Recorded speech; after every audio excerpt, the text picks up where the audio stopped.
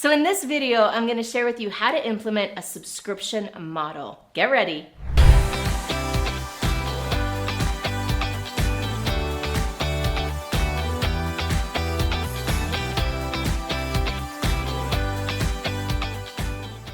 So this video got so long, there was so much content to cover that I actually decided to split it into two videos. So this one is video part 1, and you'll want to go ahead and hit the subscribe button so that you get a notification when I release part 2. First, we're going to cover what is a subscription model in the first place. Then I'm going to share with you the 4 basic types of subscription models. From there, we'll get into what makes a subscription model successful. We'll talk about the advantages that subscription pricing offers to a business. We'll talk about how does a subscription model work? How do you design it? And then in part 2, we'll start to get into how to build a subscription model yourself. So first, let's just talk about what is a subscription model. You actually already know what a subscription model is. If you've ever gotten a newspaper subscription, a magazine subscription, if you have Netflix or Amazon Prime, all of those are subscription models. And what that means is that you pay by the month. Now, some subscription models you pay by the month, but you have an annual commitment, as with the really expensive gym that you probably once signed up for and then never went back to.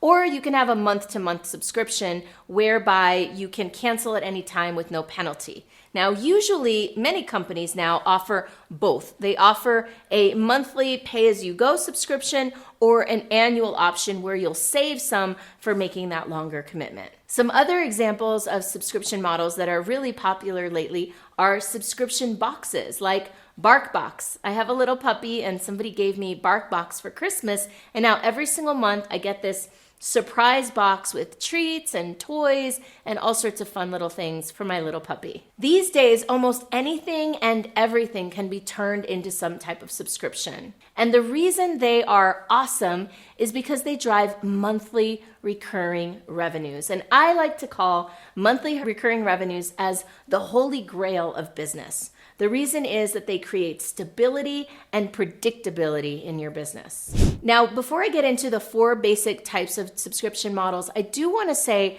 that by and large, subscriptions tend to be lower price point, higher volume offerings, as opposed to a boutique offering that's lower volume, higher price point. So most subscriptions are the type of monthly payment that you don't really think about too much. Once you get into the higher levels of payment, we generally refer to it as a membership model instead of a subscription model. So subscription models, like all business models really, generally fall into 2 camps. You've got your product-based subscription models where you are delivering a product periodically versus your service-based models. So the 4 models that I'm going to share with you can work for either product or services. Some of the models I'm going to share with you can work for either products or services, but some are one or the other. So here's an example. The first type of subscription-based model is a refill model.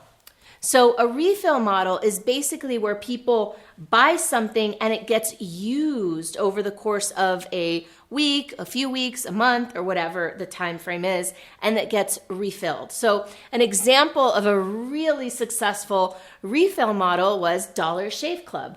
Now, I think you can still access dollarshaveclub.com and check out that product. But essentially, you buy the razor handle, you get the blades, and then the refills come every week, every couple weeks, or every month.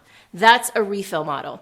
Another great example of an old school refill model before we had all this online tech stuff was Mary Kay, where some people would buy, for example, a woman might buy eye makeup remover that she would use up and then she would get it refilled. So these are great examples of subscription models, especially for products. But you can also use a refill model for services. So for example, I have a subscription to a site called iStockPhoto.com.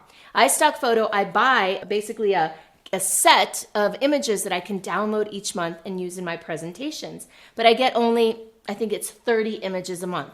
So once I run out of images, I can either refill them or I can wait till the next month when they automatically refill on their own. And I pay a monthly fee for that.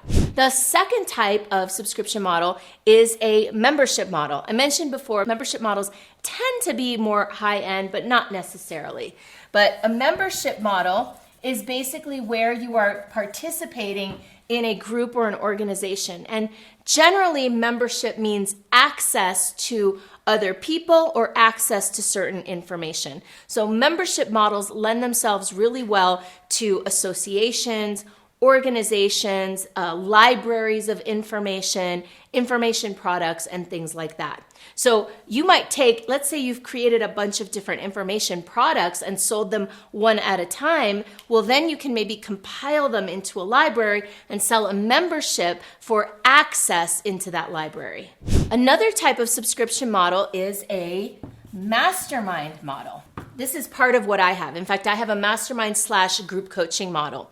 In a mastermind model, it's kind of like a membership model in that you have people that gather together, but in a mastermind, they help each other. They're not necessarily getting the value from you, but rather from the community or from the group. The fourth type of model is an entertainment / education model. So this is where something like Netflix or Prime Video might belong or might fall. An education model like Gaia, or some sort of yoga teaching or dance classes, all sorts of things like that might fall in an entertainment or education model. Now, there's actually a fifth model that I forgot about, even though I mentioned it earlier. So I'm going to make it its own category, and it's a subscription box model. And this is very much usually focused on a product, a physical live product like the BarkBox. Now, here's the fun thing about this.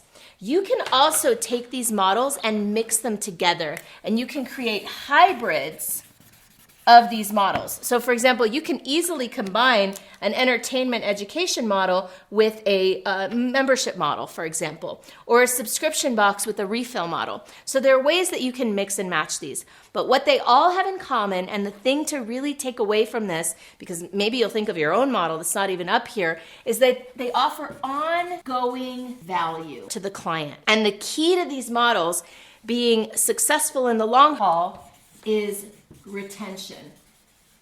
It is way harder to find a brand new client than to keep one that you already have. So these models, their success or failure hinges upon their ability to retain clients over time. If you're learning a lot from my videos and you want to check out some more, subscribe to my channel and check out some of my playlists. I focus on how to help you build a business that's aligned, that's joyful, that's energy rich, and obviously that's profitable. So let's talk about why subscription models are so attractive and successful. Well, number one is because it reduces the amount of energy and effort it takes to grow the business. Why? Because every time you make a sale, ostensibly, you're creating a sale that could last for years. As opposed to an old type of model, which is like a one and done model where you're selling one product or service one time, you've constantly got to be out on the lookout for more clients. With a subscription model, every client you add above your costs is bonus profit in your pocket. And as long as you retain that client over time, then the lifetime value of a client keeps going up and up and up. It's very high value. Another reason they're so effective is that they even out cash flow. In another type of model, like the one that I had before I had a subscription model, my revenues were up and down like a roller coaster and really depended on each month's activity. So I had to be constantly working and generating new business in order for my business to grow. Whereas now, every time I add a new client into my recurring revenue program, my base revenue goes up. So I'm operating from a more stable, predictable place, which allows me to be more creative and opens up a lot more opportunities for self-care, for developing new products, for creating new partnerships, and all the things that make business fun and interesting. So let's talk a little bit about what makes a subscription model work. In other words, how are they structured? Well, the first thing to know is that generally they involve tiers of service. So, for example, one really popular type of subscription model is a freemium model. In a freemium model, you start people off at 0, and that's the free kind of lowest tier version of the subscription offering. And then for them to unlock additional features, they have higher prices, right? So this is pretty common with software as a service, right? They hook you in with the free version, and then when you want all the extra features, you have to pay some money. So that's the freemium. Now there's also what I've termed the breakthrough model. The breakthrough model is the opposite of a freemium model. In the breakthrough model, you charge something higher for that initial breakthrough for something they really want and really need, and then the subscription is a lot lower, so it's an easy yes. So with the freemium model, you start low and then you go high. With the breakthrough model, you start high and then you go low. And the key to both of them, like I said before, is retention. So that was how to implement a subscription model, part 1. Don't forget to get part 2, which is how to actually build your own subscription model. So subscribe to my channel so you can make sure to get that video when it comes out.